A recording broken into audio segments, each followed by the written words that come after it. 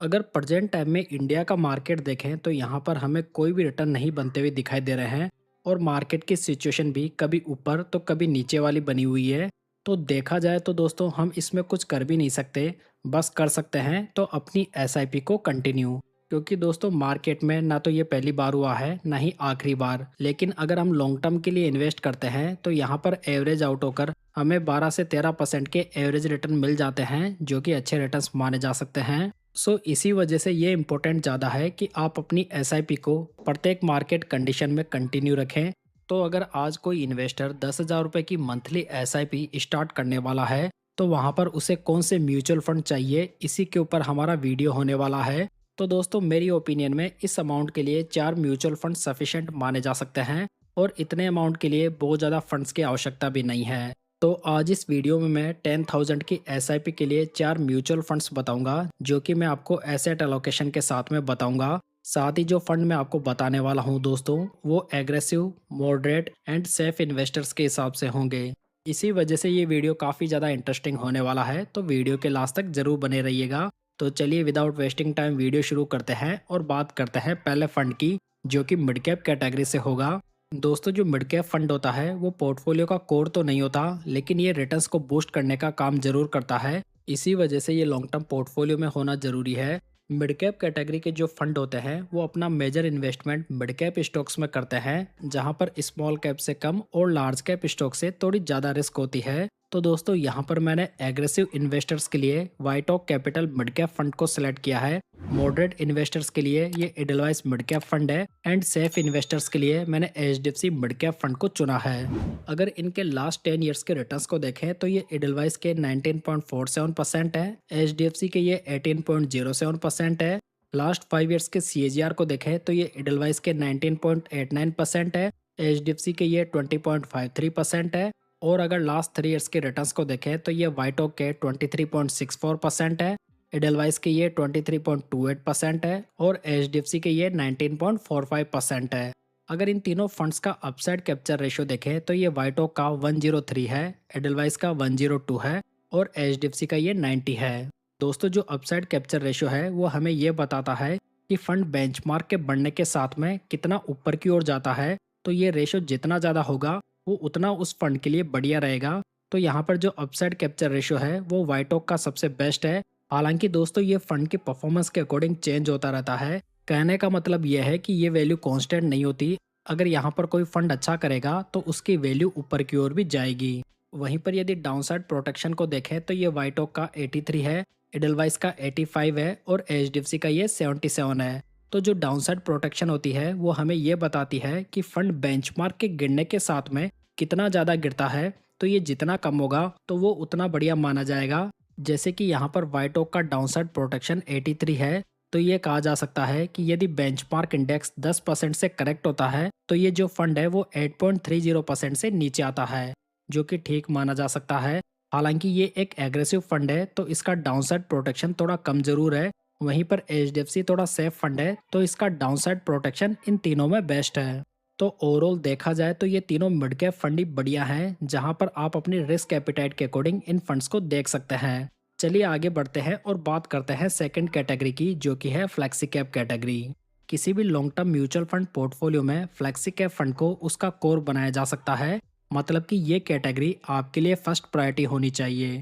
दोस्तों जो flexi cap category होती है वहां पर फंड मैनेजर बिल्कुल आज़ाद होता है कि उसको किस प्रकार के मार्केट कैप वाली कंपनीज में इन्वेस्ट करना है। इसी वजह से यहाँ पर बेटर अपॉर्चुनिटीज का यूटिलाइजेशन किया जा सकता है। इस कैटेगरी को देखें तो इसमें एग्रेसिव इन्वेस्टर्स के लिए मैंने bank of India flexi cap fund को चुना है। मॉडरेट इन्वेस्टर्स के लिए ICICI prudential flexi cap fund है और सेफ इन्वेस्टर्स के लिए एचडीएफसी फ्लेक्सी कैप फंड है। अगर यहाँ पर लास्ट 10 ईयर्स के सीएजीआर को देखें तो ये एचडीएफसी के 16.14% है। अगर लास्ट 5 ईयर्स के रिटर्न्स को देखें तो बैंक ऑफ इंडिया के 17.42% है, आईसीआईसीआई के 16.26% है और एचडीएफसी के ये 18.66% है। तो यहाँ पर 5 सालों में तीनों फंड्स के रिटर्न्स बढ़िया हैं, जबकि एचडीएफसी काफ़ी लंबे समय से इस कैटेगरी में काफ़ी बढ़िया परफॉर्म कर रहा है। अगर बात करें अपसाइड कैप्चर रेशियो की तो ये बैंक ऑफ इंडिया का 133 है, आईसीआईसीआई का 108 है और एचडीएफसी का ये 99 है। तो यहाँ पर हम देख सकते हैं कि बैंक ऑफ इंडिया जो कि एक एग्रेसिव फंड है, इसका अपसाइड कैप्चर रेशियो बहुत ही बढ़िया है। जबकि एचडीएफसी एक वैल्यू फंड है, तो इसका अपसाइड कैप्चर रेशियो थोड़ा कम है।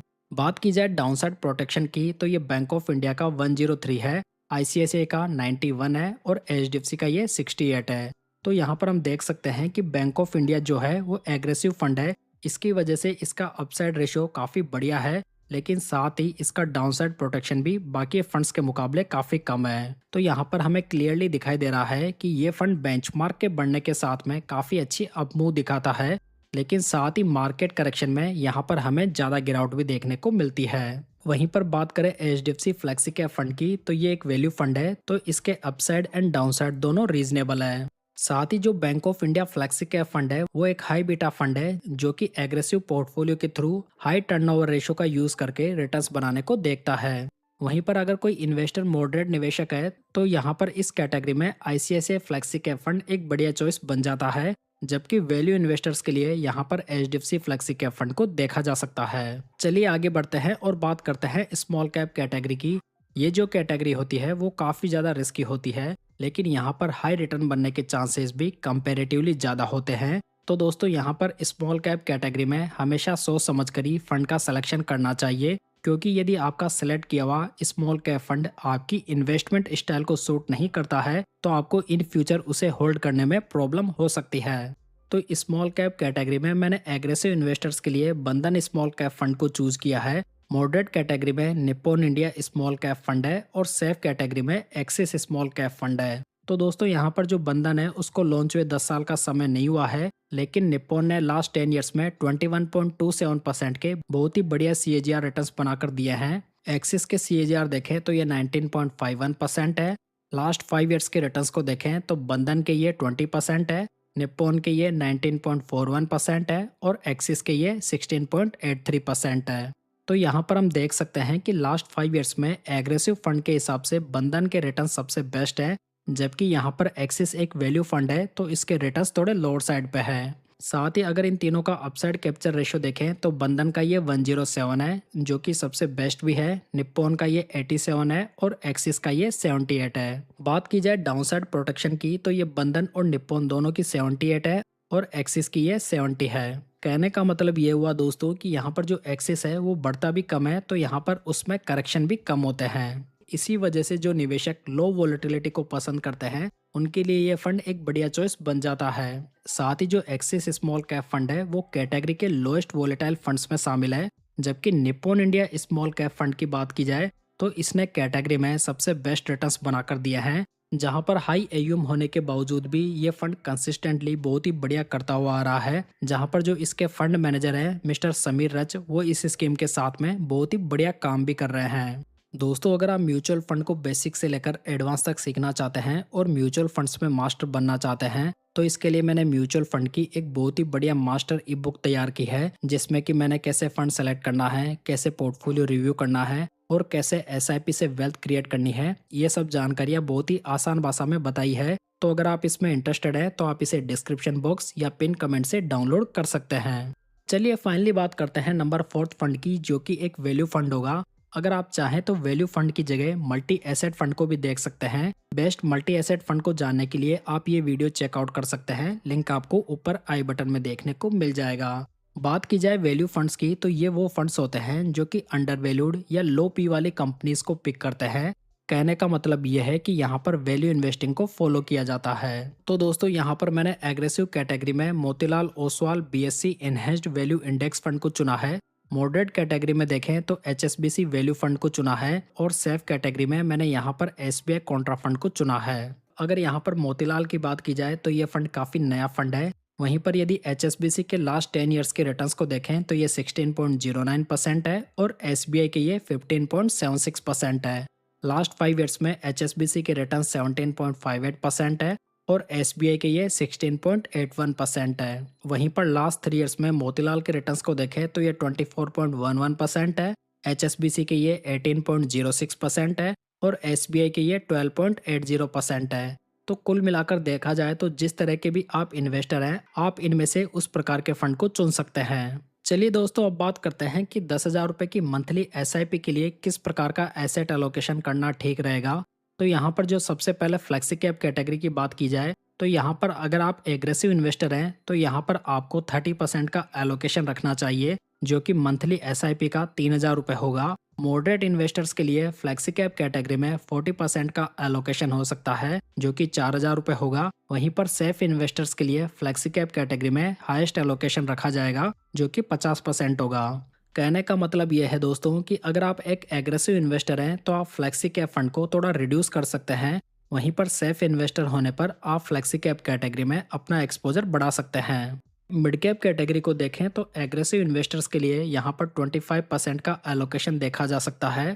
मॉडरेट इन्वेस्टर्स के लिए 20% हो सकता है। वहीं पर सेफ इन्वेस्टर्स के लिए भी ये 20% ठीक रहेगा। बात की जाए स्मॉल कैप फंड की तो ये एग्रेसिव इन्वेस्टर्स के लिए 30% हो सकता है, जो कि 3,000 रुपये पर मंथ होगा। मॉडरेट इन्वेस्टर्स के लिए 25% हो सकता है, जो कि 2,500 रुपये पर मंथ होगा। वहीं पर सेफ इन्वेस्टर्स के लिए स्मॉल कैप कैटेगरी में 10% बढ़िया माना जा सकता है। बात की जाए वैल्यू फंड की तो ये एग्रेसिव और मॉडरेट दोनों के लिए 15-15% हो सकता है। वहीं पर सेफ इन्वेस्टर्स के लिए ये 20% बढ़िया माना जा सकता है, क्योंकि दोस्तों जो वैल्यू फंड होते हैं वहाँ पर कंपेरेटिवली रिस्क की मात्रा कम होती है।